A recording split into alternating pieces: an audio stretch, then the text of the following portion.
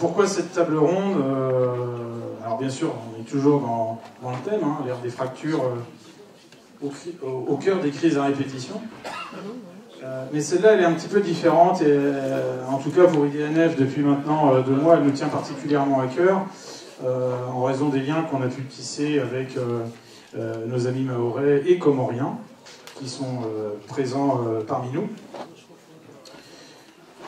La problématique de Mayotte est une problématique qui dépasse largement le cadre de cette zone-là, et à mon sens, à notre sens, elle traduit simplement les difficultés que la France a à gérer son espace maritime. Ce qui semble être une erreur dans la mesure où cet espace maritime, qui est quand même, je le rappelle, le premier ou le deuxième au monde, hein, ça se joue à quelques kilomètres carrés avec celui des États-Unis, mais c'est vraisemblablement là que va se situer l'avenir de la France métropolitaine, puisqu'il y a des richesses, on est présent sur toute la planète, donc ce sera évoqué par nos intervenants ici. Et donc, est-ce que nous serons capables, hein, je reprends un petit peu le discours introductif de ce matin, est-ce que nous serons capables d'apporter une réponse satisfaisante à la population locale, mais aussi, encore une fois, à nous-mêmes? Est-ce qu'on est capable de saisir cette opportunité qui est de redresser cette île, de redresser cette zone, et tout en nous prémunissant des éventuelles défaillances qu'on pourrait avoir dans d'autres parties du monde?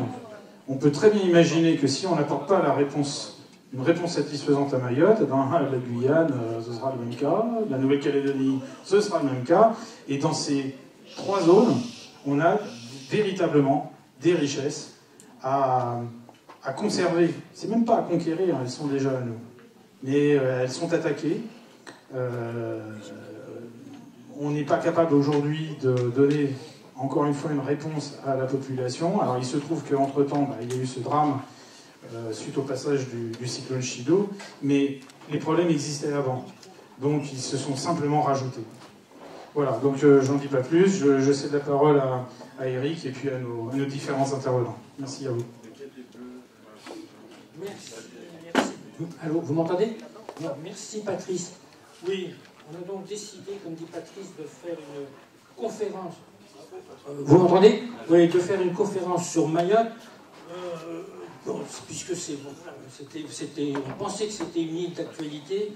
Malheureusement, on ne pensait pas, quand on l'a envisagé, au cyclone qui s'est abattu sur votre île. Et puis, hier encore, ou avant-hier, nous avons été témoins de débats enflammés à l'Assemblée nationale. Donc le sujet était vraiment d'actualité. Alors nous avons pour cette conférence 2 personnalités. Nous avons donc Madame Achia Bamana, qui est députée RN, et puis Monsieur Yves Bonnet, qui fut l'un des premiers préfets de Mayotte dans les années 1980. C'est-à-dire, je crois qu'il fut même le 4e ou 5e préfet de Mayotte. 4e. Voilà. Alors, je dirais tout de même 2 mots à Madame Achia. Bon, vous arrivez à un moment où vous pouvez redonner à Mayotte toute sa structure, son élan, son avenir, son développement. Vous prenez un petit peu, je trouve, dans un autre domaine, le relais de votre papa, qui a été militant de la première heure pour le rattachement de Mayotte à la France. Et cela dès la consultation de 1975 pour l'indépendance de Mayotte jusqu'à 2011-2008, c'est-à-dire jusqu'à ce que Mayotte devienne le 101e département français. Donc lui, il a agi sur l'institutionnel, et je crois que vous agirez sur le développement économique, éducatif et social de Mayotte. C'est bien, c'est un sain héritage de votre papa. Bon, et pour revenir sur M. Yves Bonnet, qui fut donc préfet de Mayotte, il a aussi été parlementaire du département de la Manche et dans la circonscription de Cherbourg. À ce titre-là, lorsqu'il fut député, il a occupé des fonctions à la Commission de la Défense nationale. Et dès cette époque, il s'est penché sur le devenir de Mayotte. Il avait gardé de bons souvenirs de son époque à la préfectorale, s'est penché sur le devenir de Mayotte, il y a réfléchi, je crois qu'il en a même souvent parlé, peut-être avec vous, peut-être avec d'autres personnes, mais je ne dirai rien, puisqu'il a des idées. Patrice Magneron les a un peu déflorées. Voilà. Alors, j'ajouterai maintenant, monsieur le préfet, que ça fait longtemps que vous avez quitté Mayotte, mais ça fait, je crois que si vous n'auriez jamais imaginé la déferlante de ministres à Mayotte dans un temps aussi contraint depuis le cyclone Chido. Donc ça prouve vraiment une prise de conscience de la communauté française, enfin, j'espère, vis-à-vis du devenir de Mayotte. Voilà. Et donc, c'est face à l'ampleur de ce désastre qu'il est important pour nous de pouvoir rétablir Mayotte dans ses fonctions futures. Alors, je dirais qu'en l'espace de quelques semaines, vous avez eu la visite du ministre de l'Intérieur démissionnaire, vous avez eu la visite du président de la République, vous avez eu la visite du Premier ministre, vous avez eu la visite 2 fois du ministre des Outre-mer.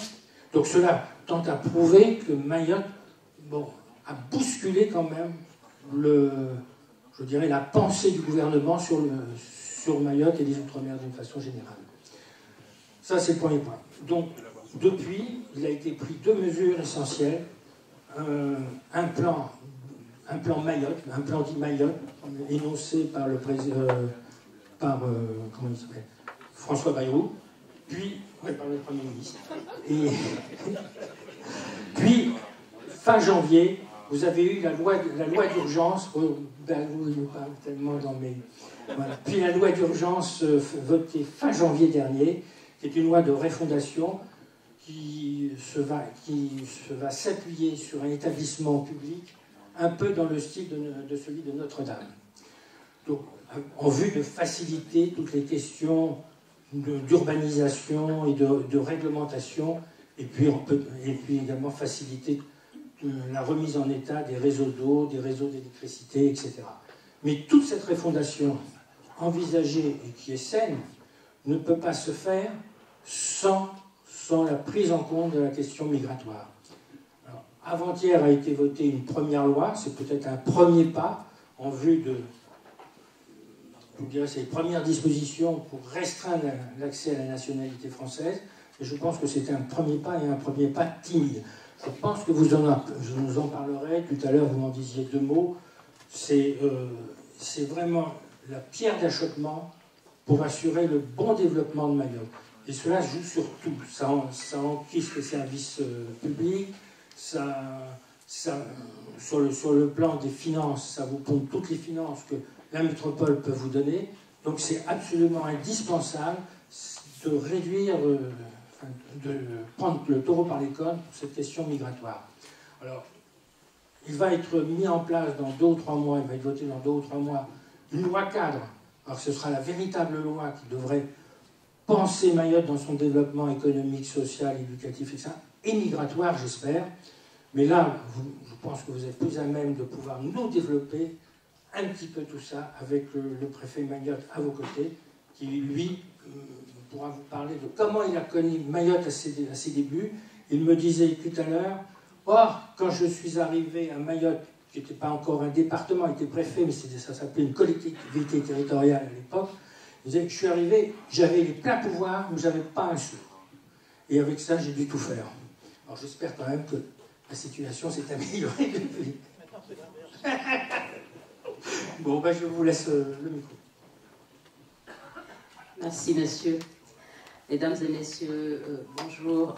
Anchia Bamana, député de Mayotte depuis 7 mois.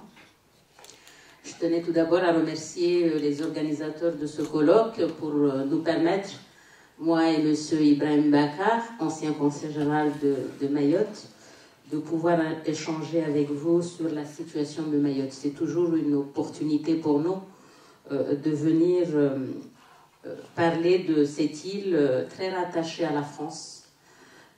J'ai axé mon propos sur justement tout l'intérêt géographique, stratégique du positionnement de Mayotte dans le canal de Mozambique. Alors, crise de notre espace maritime, quel enjeu pour Mayotte? La crise de notre espace maritime prend une dimension particulière à Mayotte. C'est par la mer que Mayotte coule, c'est par la mer qu'elle pourrait renaître. Mayotte est aujourd'hui au cœur d'une crise d'une ampleur inédite, une crise qui n'est pas seulement sociale ou migratoire, mais aussi et avant tout une crise de notre espace maritime. L'île fait face à une submersion migratoire massive, je prononce le mot, submersion, mais c'est une réalité pour Mayotte, à des tensions diplomatiques croissantes qui mettent en péril la stabilité de ce département français. Plus qu'une question locale, c'est la souveraineté de la France dans l'océan Indien qui est mise à l'épreuve et à sa capacité de redevenir une vraie puissance maritime au cœur du Sud global. Mayotte, bastion avancé de la France dans l'océan Indien. La France dispose du deuxième espace maritime du monde et sur une carte située stratégiquement à l'entrée du canal de Mozambique, Mayotte en est une pièce maîtresse. Ce passage entre Madagascar et le continent africain est une route maritime essentielle pour le commerce international et un lieu de tension grandissante, notamment en raison de l'insécurité croissante en mer Rouge et de l'intérêt des grandes puissances pour ses ressources énergétiques. Pourtant, nous laissons ce territoire à la merci d'une anarchie migratoire et d'une insécurité galopante, on en parlait tout à l'heure, alors qu'il pourrait être un véritable point d'appui pour notre espace maritime. Avec ses 640 000 km² de zone économique exclusive, Mayotte, troisième plus grand lagon du monde, doté d'une double barrière et profond d'une centaine de mètres, fait partie des abris maritimes les plus sûrs. Allié aux îles éparses, l'ensemble constitue une richesse majeure pour notre pays. Pourtant, nous continuons à sous-exploiter ce potentiel, laissant les trafiquants, les pêcheurs illégaux et les réseaux clandestins prospérer, au lieu d'assurer une sécurisation ferme de cet espace et d'y affirmer notre souveraineté. Une pression migratoire insoutenable et ses conséquences. La submersion migratoire illégale est aujourd'hui une véritable catastrophe humaine et politique. L'île accueille une population bien au-delà de ses capacités, avec plus de 320 000 habitants sur 376 km², soit une densité supérieure à celle de la Martinique. Conséquences directes, saturation des hôpitaux, des écoles, prolifération des bidonvilles insalubres, invivables, explosion du travail clandestin et développement de la criminalité. Les forces de l'ordre dépassées peinent à compter les gangs de mineurs livrés à eux-mêmes et les réseaux de trafic. L'opération Wambouchou en 2023, comme celles qui l'ont précédée, n'a pas permis d'endiguer la crise. Pour mettre fin à cette catastrophe, nous devons aussi en finir avec l'angélisme qui prévaut en matière migratoire. L'accès aux droits sociaux en situation irrégulière est une aberration qui alimente l'appel d'air. Nous devons adopter un système inspiré de l'Australie. Exclusion systématique des clandestins interpellés, création des centres de rétention fermés et systématisation des reconduites aux frontières, suppression du droit du sol à Mayotte, on en parlait cette semaine à l'Assemblée, pour empêcher les situations de régularisation automatique, parce que beaucoup viennent croyant qu'ils deviendront français. Alors, une nécessaire réorganisation de la présence étatique, politiquement aussi, et dans son organisation civile et militaire, il est temps que la France prenne ses responsabilités. La création d'une 4e région maritime, celle de l'océan Indien, siégeant à Mayotte est une impérieuse nécessité. Actuellement, l'amiral commandant de la zone est basé à Djibouti, en terres étrangères. Ce repositionnement permettrait une réaction plus rapide face aux menaces pesant sur nos eaux territoriales et une coordination plus efficace des moyens de surveillance. Dans le même esprit, le préfet de Mayotte doit devenir un préfet maritime par délégation, en charge non seulement du maintien de l'ordre sur terre, mais aussi de la police des eaux territoriales.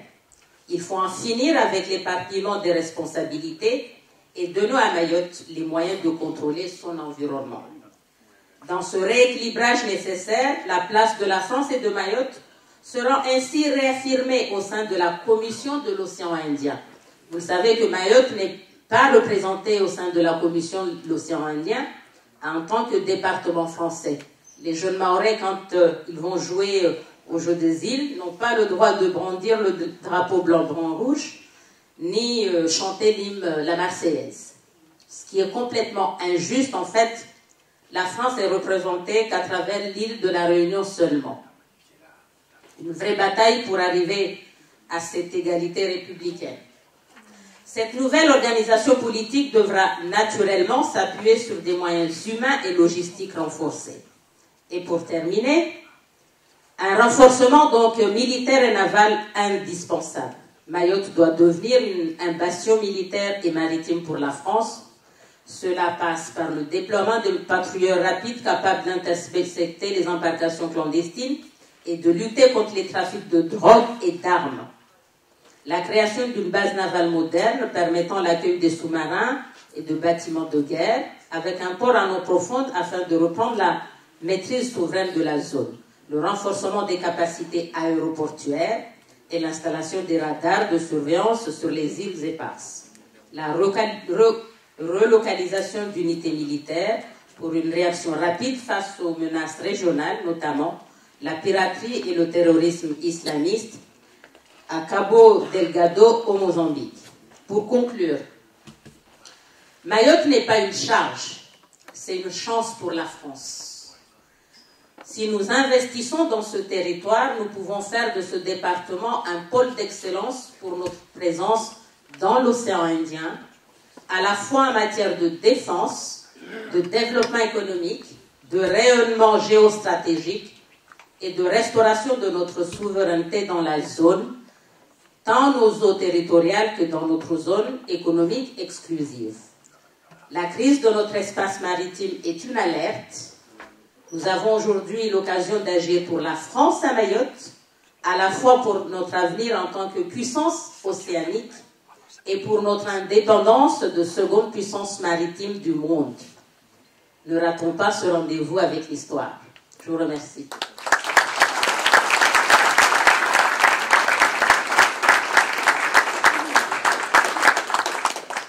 Monsieur, vous souhaitez dire quelques mots?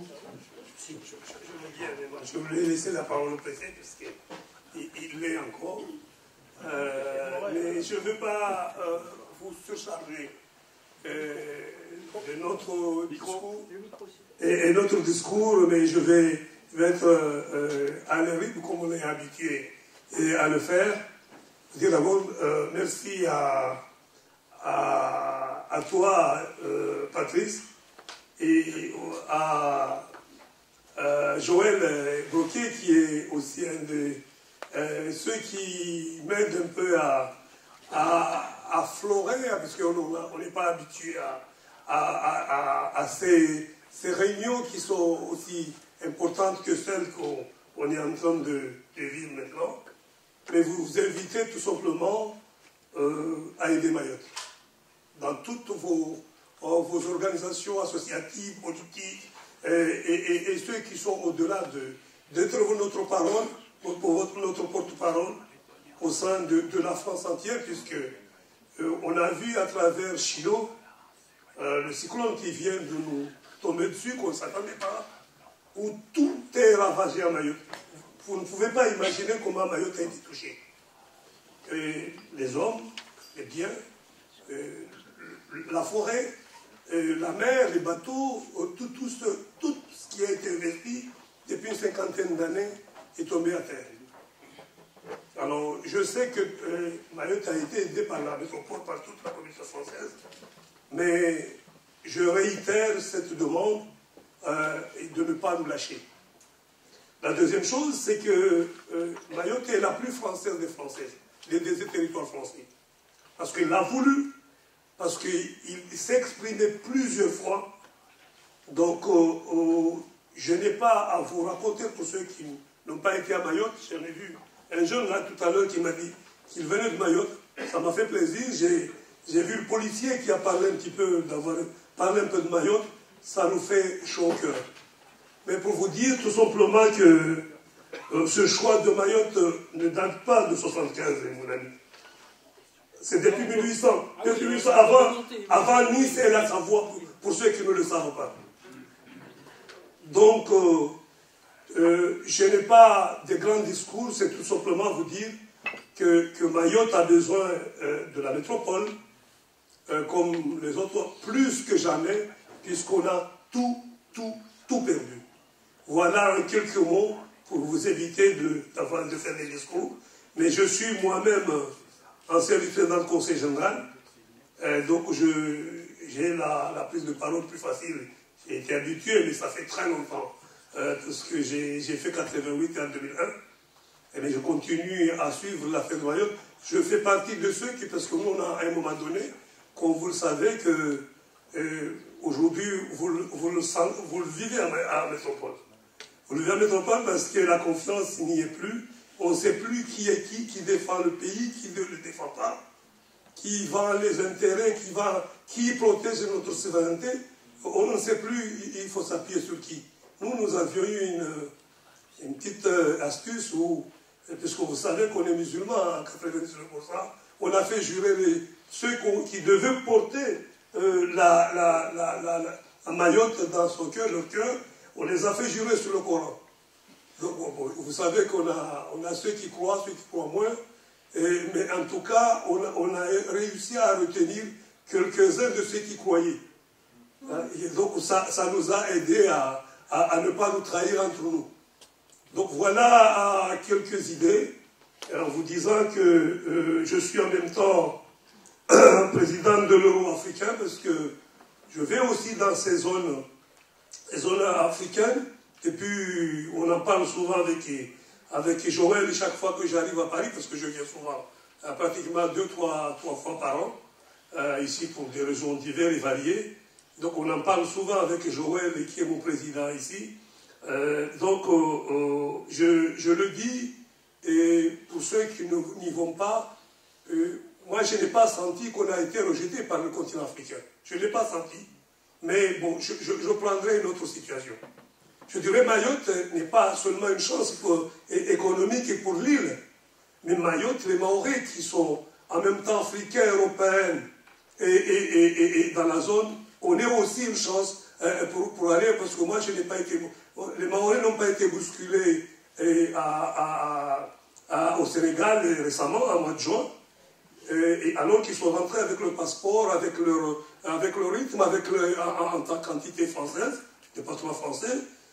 Moi, j'y vais souvent sur le côté Mozambique, Tanzanie, je remonte jusqu'à Swaziland, et la prochaine fois, pour ceux qui veulent me suivre, on peut remonter jusqu'au milieu du continent.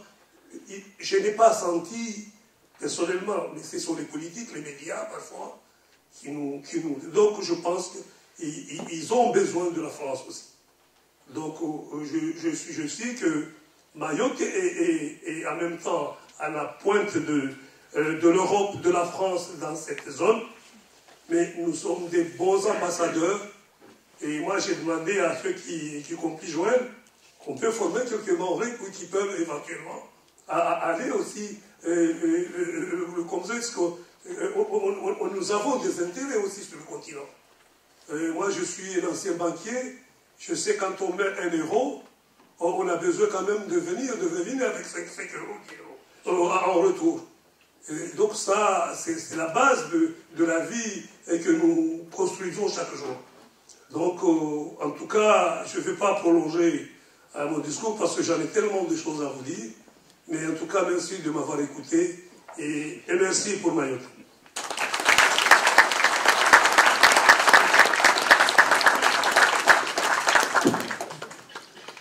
Merci.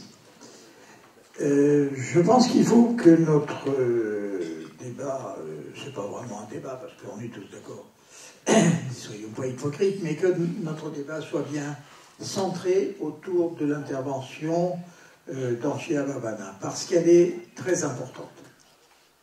Elle est très importante, et au moment où à l'Assemblée nationale, on est en train de se chicailler, inutilement d'ailleurs, au moment d'ailleurs les instances ministérielles qui se succèdent à G continu, à Mayotte, font l'éclatante démonstration de leur inanité. Le débat tel qu'il a été posé par Anchia Babana prend sa véritable dimension. Alors, je vais simplement vous donner quelques points supplémentaires parce que j'ai été effectivement, quand j'étais député, rapporteur de la marine et que je connais un peu les problèmes de la marine. Je pense qu'il faut partir du plus grand pour aller au plus simple. Le plus grand, c'est effectivement l'espace maritime français. Alors on se demande pourquoi la France a la chance d'avoir un espace maritime qui est le second du monde, après les États-Unis, mais avant la Grande-Bretagne, ce qui, soit dit en passant, est un peu injuste, parce que les Anglais sont des marins, et les Français des paysans. Même en Bretagne, on tourne le dos à la mer, on ne regarde pas la mer. S'il n'y a pas trop de Bretons ici, je vais pouvoir sortir le vivant. Donc nous avons ce second empire, c'est un empire maritime du monde. Qu'est-ce que nous en faisons? Rien. Est-ce que nous devons en faire quelque chose? Oui. Parce que dans le contexte international tel qu'il est en train d'évoluer, avec un recentrage des points principaux d'intérêt de l'Europe vers le continent asiatique, il faut que nous aussi nous nous adaptions. Ce n'est pas nous qui allons influer, ça a été le cas, nous n'influons plus du tout sur le sort du monde, et actuellement le sort du monde, il se joue pas quelque part entre Washington, Londres et Paris, non, il se joue plutôt entre Pékin, Moscou et New Delhi. Et là, nous sommes présents, avec un empire en maritime, un espace maritime, encore une fois, qui est considérable, dont nous ne faisons rien, et dont pourtant nous pouvons faire quelque chose. Les grandes puissances l'ont compris. En deux mots, une des obsessions de la Russie, c'est, il faut s'en souvenir, ça remonte au tsar, c'est l'accès aux mers chaudes. La Russie est un pays continental qui a soif, si je puis dire, d'espace maritime. Et l'espace maritime russe, qui est quand même largement opéré par la calotte glaciaire, est énorme. Les États-Unis, c'est pas la peine d'en parler.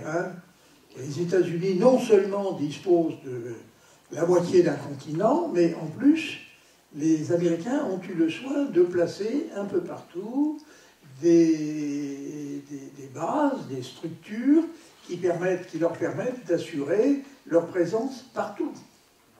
Ils ont annexé ou acheté, s'ils ont de l'argent, M. Trump, d'ailleurs, il doit lui en rester dans les caisses parce qu'il veut racheter maintenant le Groenland et la bande de Gaza.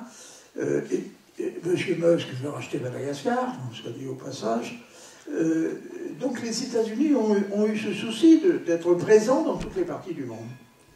Et nous qui le sommes, présents dans toutes les parties du monde, puisque, outre évidemment nos implantations antillaises, nous en avons évidemment dans l'océan Indien, dans l'océan Pacifique, eh bien nous ne faisons pas grand-chose. Alors c'est grandement dommageable, parce que les ressources maritimes sont totalement inexplorées, parce que la sécurité passe par la maîtrise des mers, et que par conséquent, nous avons notre place à jouer. Alors je vais vous donner un seul exemple. Alors là-dessus, que vient faire Mayotte? Je vais vous donner un seul exemple.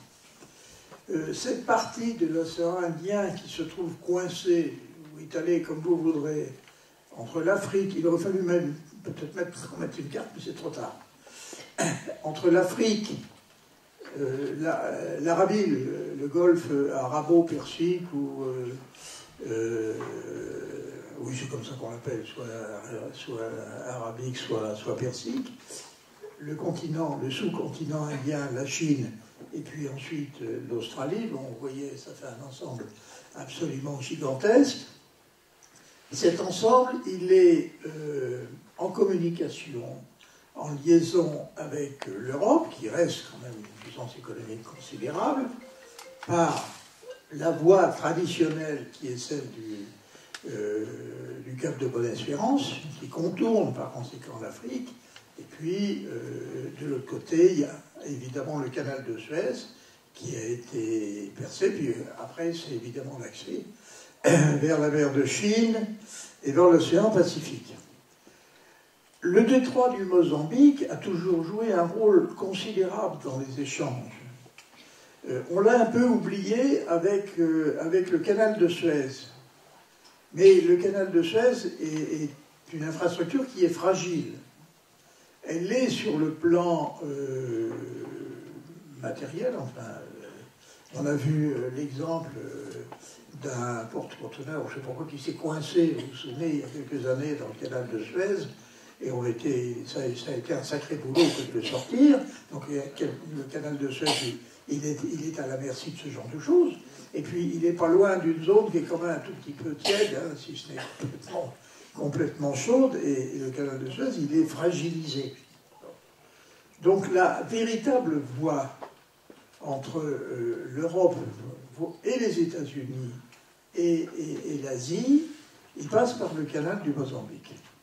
Alors ce canal du Mozambique, il se trouve que Mayotte est au bord, est au cœur d'ailleurs, du canal du Mozambique et de toutes les îles ou possessions qui se trouvent de part et d'autre, d'est en ouest ou d'ouest en est, comme vous voudrez, il bénéficie d'une position extrêmement favorable. Alors, ce que je dis de Mayotte, c'est vrai des Comores, enfin les Comores, ça ne nous concerne plus. Donc Mayotte est extrêmement bien placée. Il faut tout de même y réfléchir, c'est très important, car c'est tout le propos d'Ancien est basé sur ce constat que nous avons à un endroit stratégiquement les plus importants du monde, nous avons une île, nous avons une attache, et une île qui n'a aucun risque de se détacher de la métropole parce qu'elle est française, et elle est française doublement. D'abord, elle l'est par son statut, elle l'est par la volonté de ses habitants, qui sont français, qui le disent et qui le proclament. Je vous signale qu'il n'y a pas de mouvement autonomiste à Mayotte. Hein. Bon, ça existe, on ne sait même pas que ça existe. Donc Mayotte est remarquablement placée. Mayotte occupe plus de la moitié des eaux territoriales du canal du Mozambique. C'est-à-dire que sur le canal du Mozambique, l'endroit le plus important stratégiquement, c'est Mayotte. Mayotte est plus important que la Réunion, parce que la Réunion est à l'écart. Elle est au sud de Madagascar. Mayotte a donc une position, c'est comme ça, hein, moi j'y peux rien, mais tant mieux. Mais Mayotte est stratégiquement l'endroit, l'île la mieux placée et dont l'avenir est le plus pertinent de tous les États ou de toutes les possessions, comme on voudrait, qui se trouvent sur le canal du Mozambique. Or, jusqu'à présent, qu'avons-nous fait de ces potentialités mahoraises? Rien. Rien. La France a un petit morceau de flotte de guerre qui se trouve à Djibouti. Et Djibouti, d'abord, c'est excentré par rapport à Mayotte. C'est moins bien placé que Mayotte. Et puis Djibouti, c'est pas vraiment la France. Il est à prévoir que dans un avenir pas tellement lointain, on se prendra un nouveau coup de pied au cul, parce que maintenant on commence à être un peu habitué, et qu'on nous enverra voir ailleurs. Bon. Il est donc extrêmement facile, et je dirais prudent, hein, de retirer cette implantation en territoire étranger, en terre étrangère, et de la ramener en terre française. Et en terre française, mieux placée que Djibouti. Donc c'est la grande proposition que fait Anchia Bamana, c'est effectivement d'utiliser tout simplement la potentialité énorme que représente la situation géostratégique de Mayotte et par conséquent en tirer une conséquence.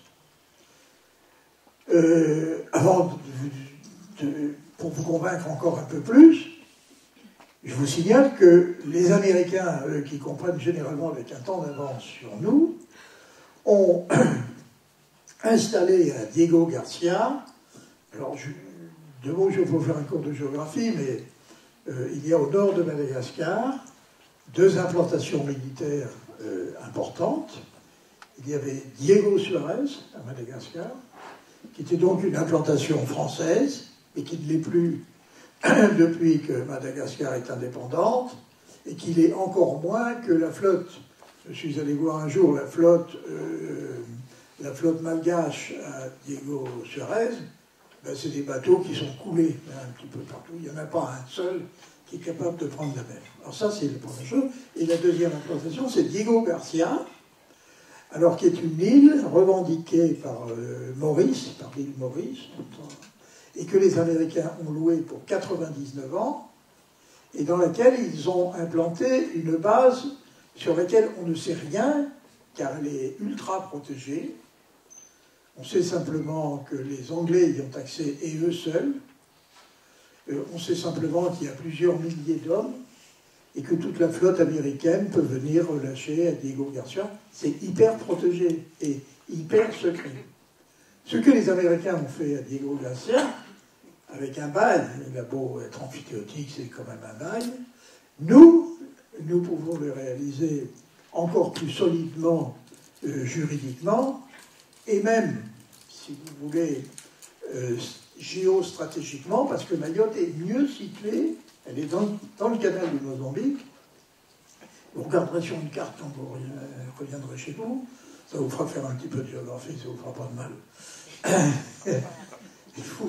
Vous regarderez la place respective de Diego Garcia et de Mayotte, et vous aurez tout compris. Alors, ce qu'Anchia Bamana vous propose, pas à vous, mais à tout le monde, à la collectivité nationale, parce que c'est un débat qui intéresse tous les Français, c'est de faire en sorte que cette opération, que Mayotte, non pas retrouve, mais trouve une vraie vocation maritime. Et il y a à Mayotte des atouts de navigabilité qui sont assez exceptionnels. D'abord, on a des hauts fonds, on a des fonds qui font plusieurs milliers de mètres, bon, assez couramment 1000 mètres, mais même moins. Alors il faut savoir que par conséquent, on peut y accueillir des sous-marins, un sous-marin nucléaire, soit d'attaque, soit lanceur d'engin, ça plonge à 1000 mètres. Bon. Pour être indétectable, un sous-marin doit naviguer à 1000 mètres. À ce moment-là, il est strictement indétectable. Donc, il y a des grands fonds à Mayotte. Il y a en plus le lagon, qui est probablement effectivement le troisième du monde, mais qui est le plus intéressant parce qu'il y a, Anchia vous l'a dit, il y a une double barrière de corail qui protège l'île contre des tsunamis et autres bizarreries de la géographie. Hein. Là, à Mayotte, il n'y a pas de risque. Et par contre, les risques du cyclone, c'est autre chose, mais ça vaut pour tout le monde. Donc, les qualités intrinsèques de Mayotte, encore une fois, sont uniques. Et j'ose le dire, je ne crains pas d'être démenti, elles sont uniques au monde. Alors, est-ce que nous allons en profiter ou pas? Je vais utiliser une image. Qu'est-ce qui se passe aujourd'hui à Mayotte? Il se passe que Mayotte a été victime d'un cyclone, mais il y en aura d'autres. Ce n'est pas le dernier de l'histoire. Donc, j'ai été préfet de la Guadeloupe, je sais ce que c'est. Hein. Les cyclones, vous en avez tous les 3, 4, 5, 10 ans. Mais vous en avez, ça revient inévitablement. Donc, la solution qui consiste à réparer, à remettre en œuvre, c'est très bien. Je pense que la France, le gouvernement, remettront Mayotte sur pied avec beaucoup de difficultés, parce que les problèmes de sol, pas seulement de droit des sols, hein, mais de propriété des sols, c'est beaucoup plus concret ça encore, sont pas du tout résolus, mais on y arrivera. Bon. Il faut en tout cas l'espérer. Il y a des problèmes urgents, il y a celui de l'eau, dont on se préoccupe. Et je vous signale que si vous voulez faire quelque chose pour Mayotte, hein, dans des associations, des choses auxquelles vous participez, il faut vraiment donner de l'argent à Mayotte pour qu'il dispose d'une installation au large de désalinisation, parce qu'actuellement, il n'y a pas d'eau. Alors, je ne sais pas si vous réalisez, il n'y a pas d'eau du tout.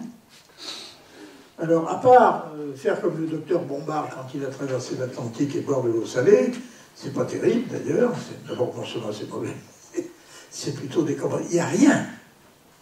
Il n'y a pas d'eau, rien. C'est gravissime. C'est pas parce qu'on envoie des bouteilles d'eau hein, qu'on va régler le problème. Donc, ce problème, il va être résolu. Mais, donc, il le sera, plus ou moins bien, mais il le sera. Et aujourd'hui, j'ai usé d'une image, et je vais terminer là-dessus. On a une voiture avec des pneus usés. Et les pneus, il y en a un qui crève. Alors qu'est-ce que vous faites? On fait du rechapage, on met une rustine, hein, puis on repart. Hein. C'est ce qu'on va faire à Mayotte. Et bien, la solution, qu'on va appeler la solution Bamana, on change les pneus. Carrément. On va changer les pneus en donnant à Mayotte un vrai destin.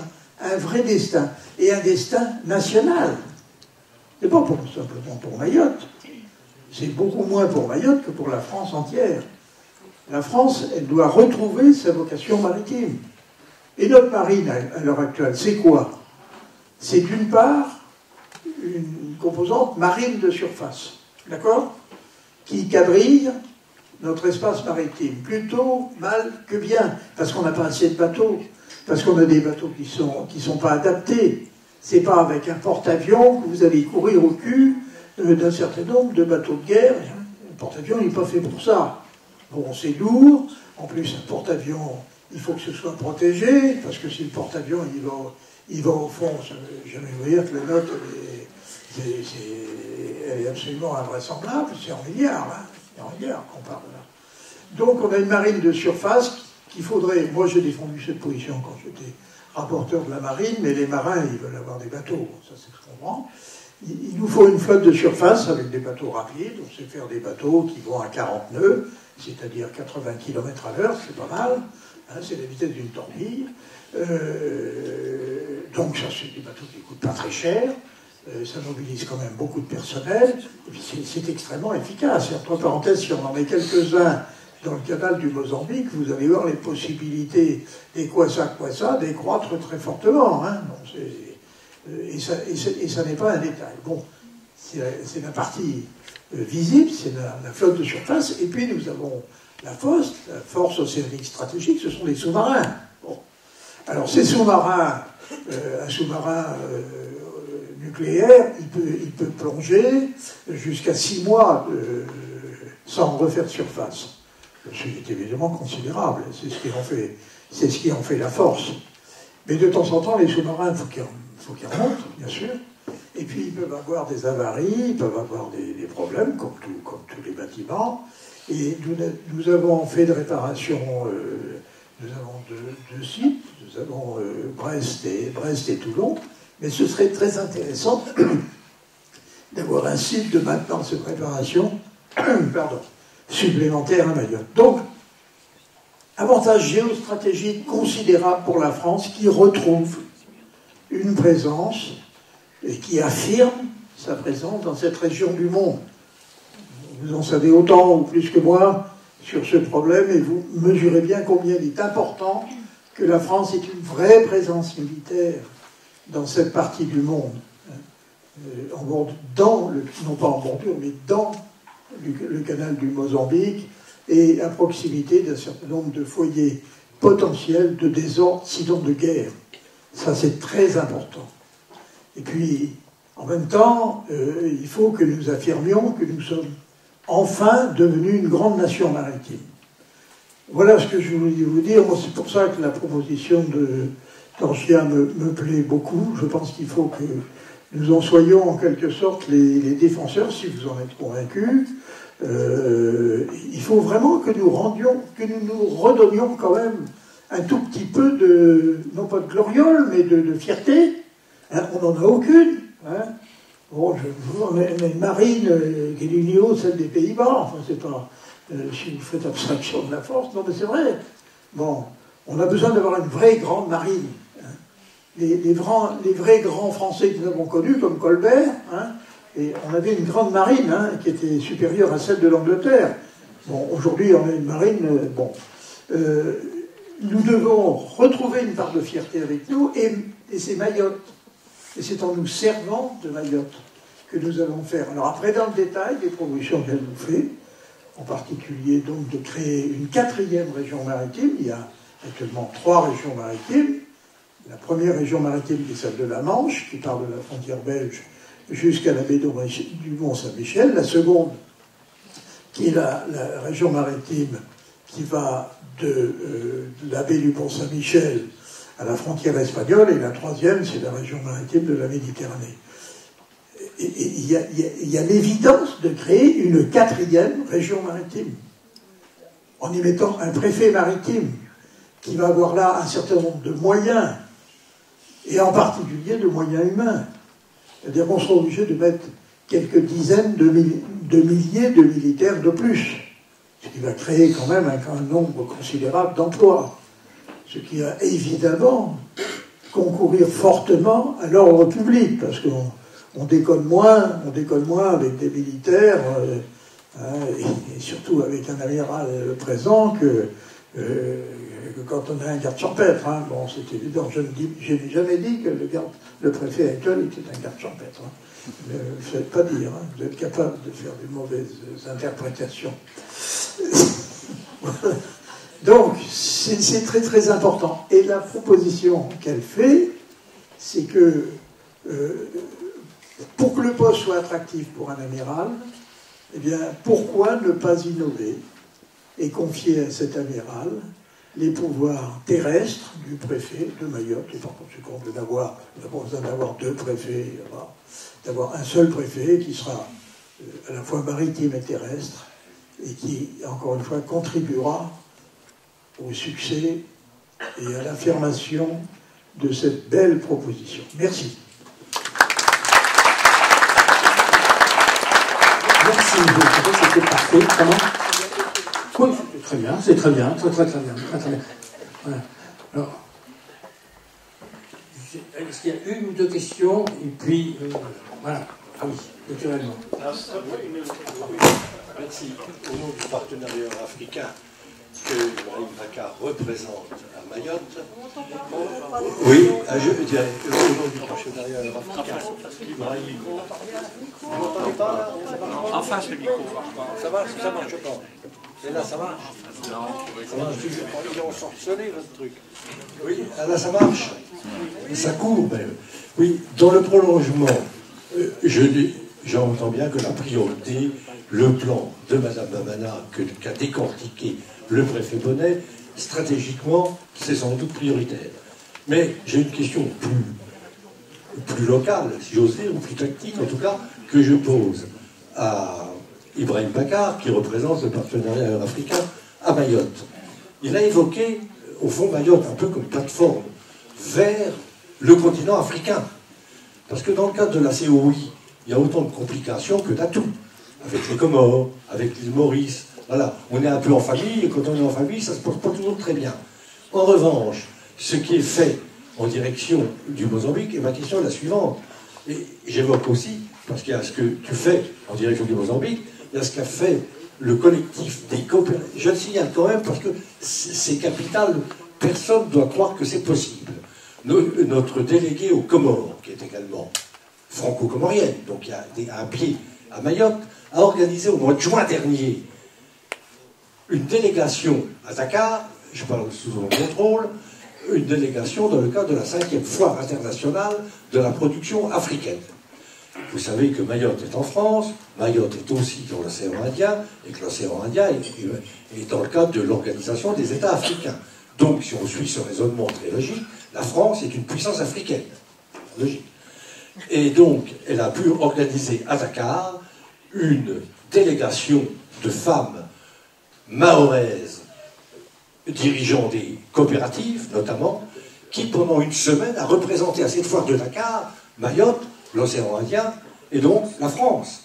Donc voilà, me semble-t-il, la parfaite illustration de ce que l'on peut faire avec peu de moyens pour, effectivement, transformer Mayotte en plateforme de la France, c'est vrai, mais vers tout un continent. Et vous court-circuitez par là les petits problèmes locaux, ils sont assez sérieux, mais que ce soit avec l'union des communs, etc. Alors, pardon, je ne veux pas faire de discours, mais ma question c'est, est-ce qu'il y a vraiment, dans cette direction-là, des perspectives, hormis ce qui est fait au Mozambique, hormis ce qui est fait en Tanzanie, je crois, hormis ce qui vient de faire ponctuellement à Dakar, est-ce qu'on peut concevoir une présence permanente, à condition d'être soutenue par les autorités françaises, évidemment, de présence à Mayotte sur le continent africain? Bon, excusez-moi, c'était un peu long, mais la question ne me semble pas Oui, mais quand on est la France, on est quand même ouvert, au monde entier et à ceux qui sont nos amis. Donc, moi je pense que quand j'ai soulevé ça, je voulais dire que nous avons des portes qu'on s'est fermées nous-mêmes, on s'est enfermés parfois nous-mêmes à l'intérieur de notre système. Puisque on a souvent, ce sont les politiques, parfois, et les médias, qui transportent énormément de choses.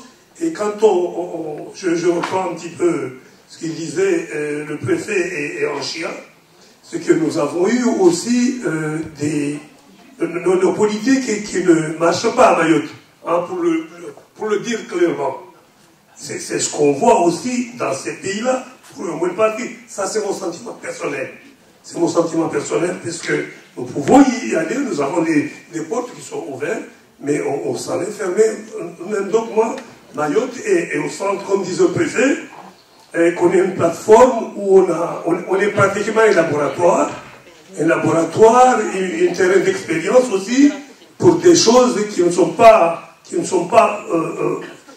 été faites ou exploitées et pendant un certain nombre d'années. Voilà. En Chia, Bamana va vous répondre. Mais la coopération est un outil du fonctionnement de nos institutions. Il n'y a pas de souci là-dessus. Les Mahorais, ce qu'ils demandent, c'est que la France prenne ses responsabilités par rapport à nous. La COI, on est en famille, mais c'est la France qui finance la COI. Ah. Voilà, donc je vous retourne la question. C'est pas une histoire de guerre entre nous. Non, c'est un positionnement de la France de faire reconnaître Mayotte en tant qu'entité française à part entière. La France, c'est la Réunion et Mayotte. Il est tout à fait légitime que les deux îles soient représentées dans la COI, avec le drapeau, avec la Marseillaise. C'est une justice sociale et républicaine. C'est mon avis. Mais tout simplement. C'est pour Vous savez, je pense que là, il va falloir faire du Trump. Pour mettre une base militaire à Mayotte, on a besoin de la permission de qui? De personne. En plus, ça ne coûte rien parce que les moyens militaires, on les a. Il faut les accroître, mais déjà, on les a. Un bateau qu'il aille faire escale à Djibouti ou à Mayotte, ça ne coûte pas plus cher. Hein, on est bien d'accord. Par conséquent, les gens qui sont autour, étant certains, ne nous veulent pas forcément du bien. Si on adopte cette solution, on leur dit merde. Ils peuvent hurler dans les instances internationales. Moi j'étais préfet de Mayotte, ils passaient leur temps à nous faire chier. Hein, je vais être grossier, mais pour se faire comprendre. Voilà. Donc, cette solution-là, c'est du Trump. Mais c'est pas si con que ça. Hein.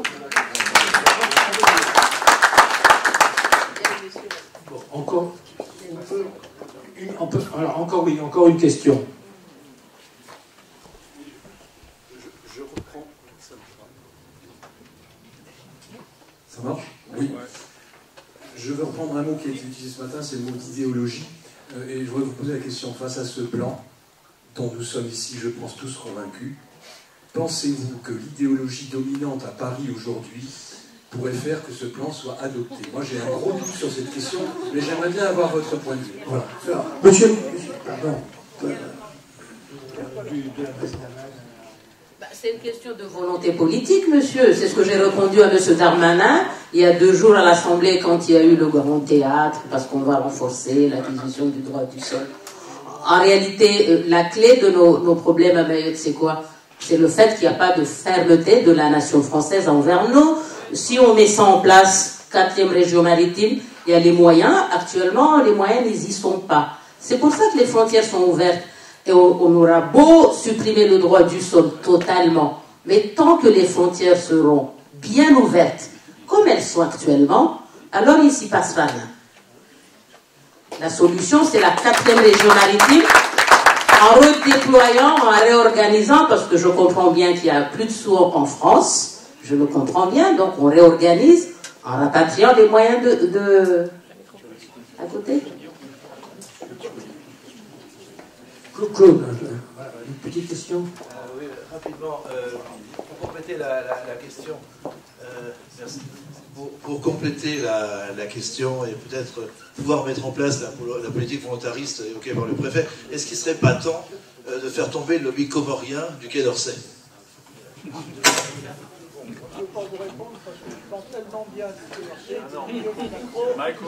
C'est une volonté politique. Moi, je n'ai pas d'autre solution. Vous voyez, nous avons une dérogation à Mayotte du CESEDA qui s'appelle le visa territorialisé. C'est un visa spécial Mayotte.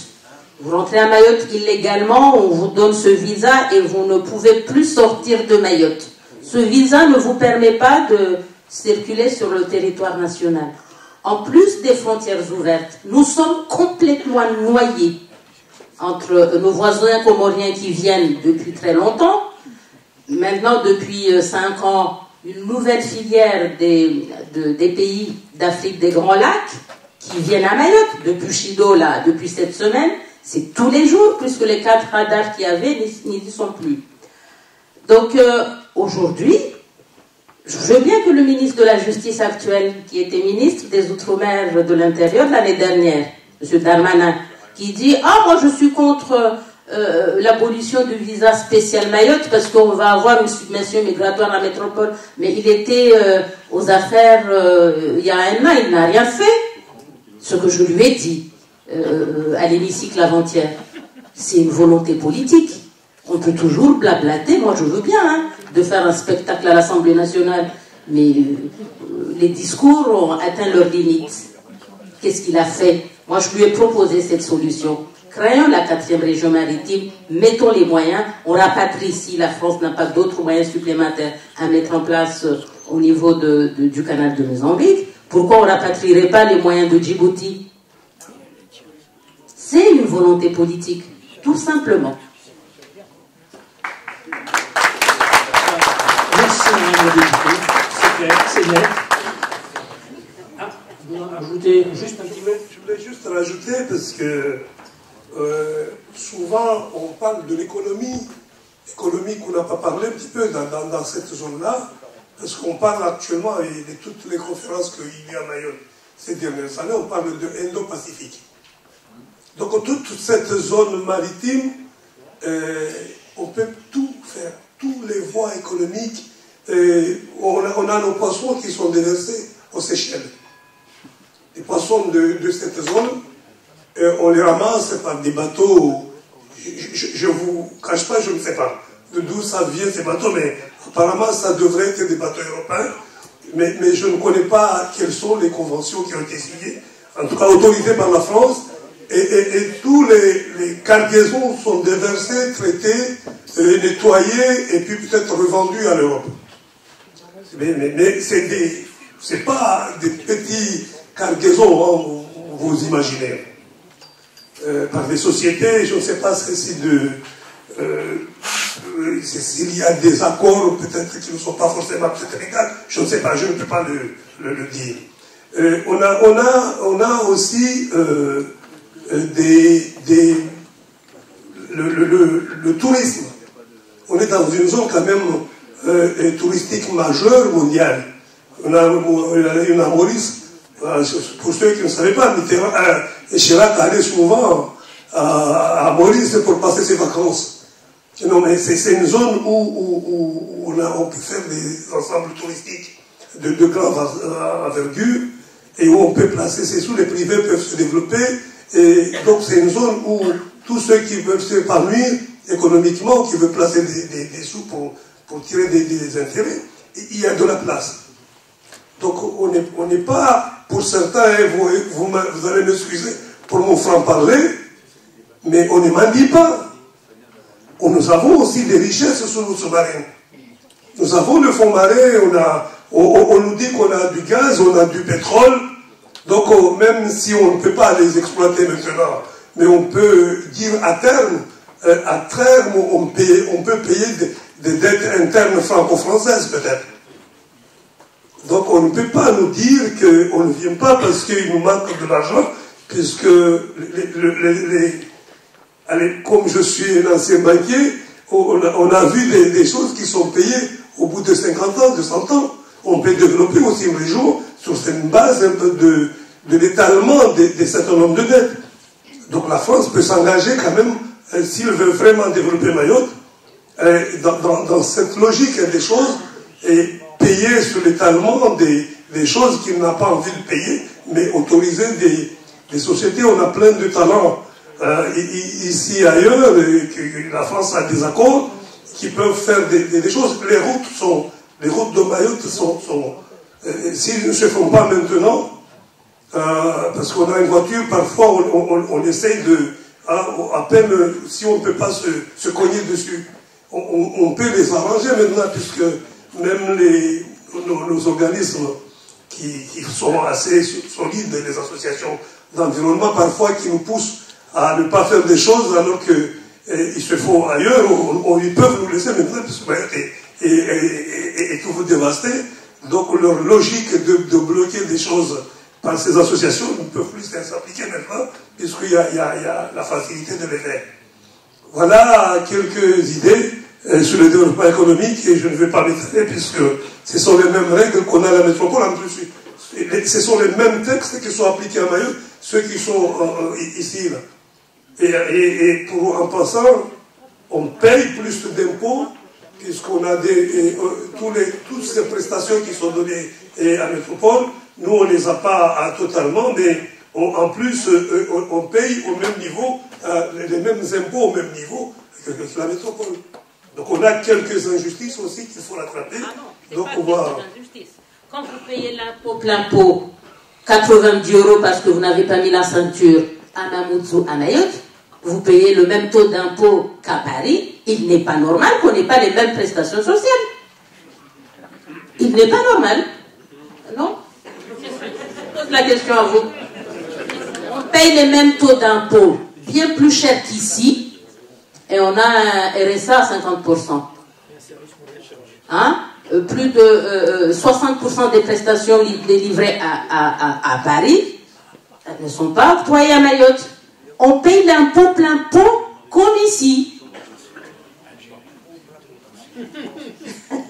Merci.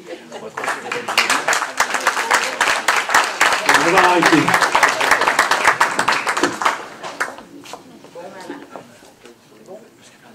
C'est bon. Je peux vous faire une suggestion. Je viens de regarder vos précipitations annuelles qui sont absolument énormes. Vous devriez rencontrer la principauté de Monaco, puisque Prince Régnier a fait creuser en fait le rocher et il récupère toute l'eau de pluie. À Monaco, les gens ne payent pas l'eau parce qu'elle vient des précipitations. Donc ils ont mis en place un système de collecte d'eau de pluie. Et vous pouvez faire exactement la même chose pour être indépendant, au moins à ce niveau-là, le plus vite possible. Tout à fait. Merci de cette solution. Monsieur Bonnet, je vous donne après la parole. Merci de cette, effectivement, proposition intéressante à explorer à moyen terme. Mais vraiment, je lance un appel ici à très court terme. En fait, c'est depuis 2016 que nous sommes en pénurie d'eau. Pourquoi? Parce que le réseau n'est pas calibré pour absorber autant de population. Hein. On dit qu'on est 320 000, on n'est pas 320 000, on est bien 2 fois plus que ça. Donc en fait, tous les services publics sont à terre. C'est depuis 2016 que nous avons une pénurie d'eau et qu'on vit sous des coupures d'eau, depuis Chido. Cette semaine, là, c'est une catastrophe humanitaire, sanitaire. Hein?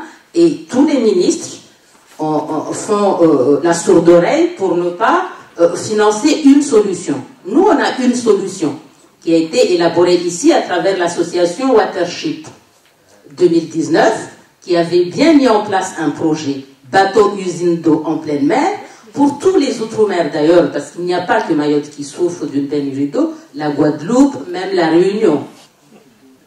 Ces îles ont des soucis d'eau. Ce projet a été fait en 2019, 2020 arrive la Covid, le projet a été enterré.